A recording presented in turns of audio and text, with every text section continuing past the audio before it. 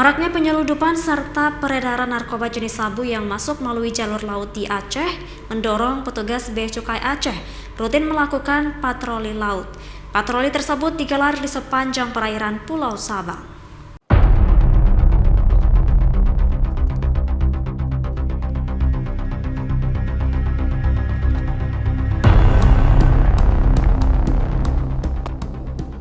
Operasi gabungan yang melibatkan Bea Cukai Kanwil Aceh Polairut dengan menggunakan kapal milik Bea Cukai dilakukan dengan cara menyisir wilayah perairan yang dianggap rawan masuknya barang ilegal ke Aceh.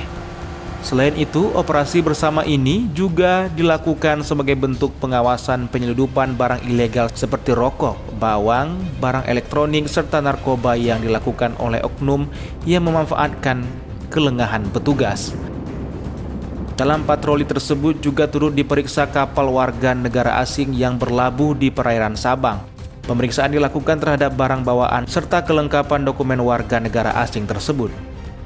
Karena ini ya pertama terkait tindak kejahatan, namanya kita penyeludupan tuh pasti ada mafia, ada orang yang upaya untuk paksa juga, kurang lebihnya seperti itu Pak. Yang pasti keselamatan jiwa, itu yang pasti Pak utamanya.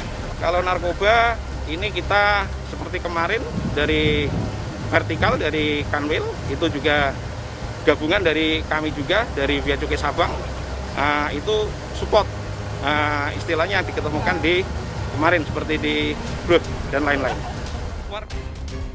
Perairan Aceh sendiri saat ini masih menjadi salah satu wilayah yang kerap dimanfaatkan oleh pelaku kejahatan untuk menyeludupkan barang ilegal dan dipasarkan di daratan. Patroli akan terus dilakukan terutama di wilayah-wilayah rawan, seperti jalur-jalur tikus masuknya barang luar ke Aceh, seperti di wilayah Sabang, Biren, Aceh Utara hingga Kabupaten Aceh Timur.